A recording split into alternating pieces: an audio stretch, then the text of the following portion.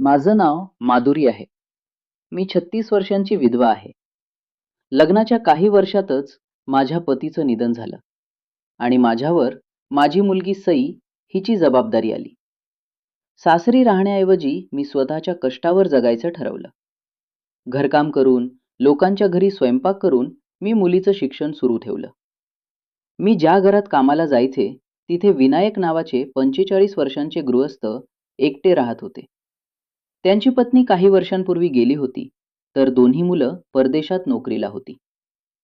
मुलं पैसे पाठवत होती, पण वडिलांची विचारपूस करण्यासाठी त्यांच्याकडे वेळ नव्हता.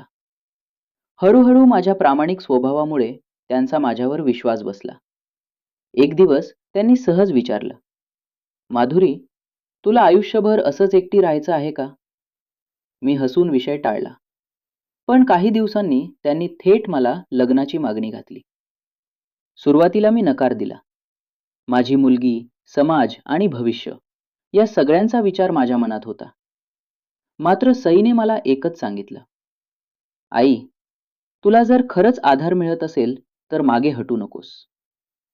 आम्ही कोर्टात साध्या पद्धतीने लग्न केलं. लग्नानंतर मला पहिल्यांदाच कोणीतरी माझी काळजी घेत असल्याची जाणीव झाली. विनायक यांनी मला घराची मालकीण म्हणून सन्मान दिला. मात्र हे सुख फार काळ टिकलं नाही. दुसऱ्याच दिवशी सकाळी ते झोपेतच कायमचे निघून गेले. त्यांच्या निधनानंतर मुलं परदेशातून आली. सुरुवातीला त्यांना माझ्यावर विश्वास बसत नव्हता. पण विनायक यांनी मृत्यूपूर्वी लिहून ठेवलेल्या पत्रात त्यांनी स्पष्ट लिहिलं होतं की माझ्या सेवेमुळे आणि प्रामाणिकपणामुळे त्यांच्या संपत्तीतील अर्धा हिस्सा माझ्या आणि सईच्या नावावर द्यावा. कायदेशीर प्रक्रिया पूर्ण झाल्यानंतर आम्ही नवीन घर घेतलं आणि आयुष्य नव्याने सुरू केलं. काही महिन्यांनी आमच्या घरी रोहित नावाचा 25 वर्षांचा मुलगा कामाला आला. तो अत्यंत मेहनती आणि प्रामाणिक होता. तो फक्त कामच करत नव्हता, तर माझी आणि सईची मनापासून काळजीही घेत होता. त्याच्या साध्या स्वभावामुळे आमच्यात मैत्री निर्माण झाली. एक दिवस रोहितने धैर्य करून मला सांगितलं, माधुरीताई, मला तुमच्याबद्दल मनापासून आदर आणि प्रेम वाटतं. मी त्याला वयातील फरक, समाज आणि जबाबदाऱ्या यांची जाणीव करून दिली. पण तो म्हणाला, माणसाचं मन महत्वाचं असतं.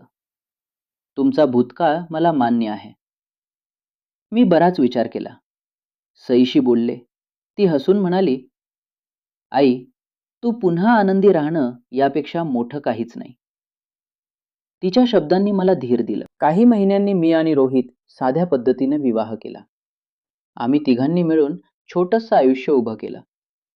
रोहितने भाजीपाल्याचा व्यवसाय सुरू केला. मी त्याला मदत करू लागले. तर सई शिक्षण पूर्ण करत होती. व्यवसाय वाढत गेला आणि आमचं घर पुन्हा आनंदाने भरून गेलं. काळ पुढे सरकत गेला. सईचं शिक्षण पूर्ण झालं आणि तिचं एका चांगल्या मुलासोबत लग्न झालं. रोहितने तिच्यावर कधीच सावत्र मुलीसारखी वागणूक दिली नाही. उलट ती त्याला प्रेमाने बाबा म्हणू लागली. तो क्षण आमच्या आयुष्यातील सर्वात मोठा आनंद होता. आयुष्याने मला अनेक चढउतार दाखवले. दुःख, संघर्ष, एकटेपणा आणि पुन्हा मिळालेला आधार या सगळ्यांनी मला अधिक मजबूत बनवलं. मला समजलं की संपत्तीपेक्षा माणुसकी आणि विश्वास जास्त मौल्यवान असतो. योग्य माणसं आयुष्यात आली तर तुटलेलं आयुष्यही पुन्हा फुलू शकतं. आज मी शांत, समाधानी आणि स्वाभिमानाने जगते. माझी मुलगी तिच्या संसारात सुखी आहे आणि मी माझ्या आयुष्याकडे कृतज्ञतेने पाहते. संघर्ष संपत नाहीत, पण त्यांना सामोरं जाण्याची ताकद आपल्यात असते.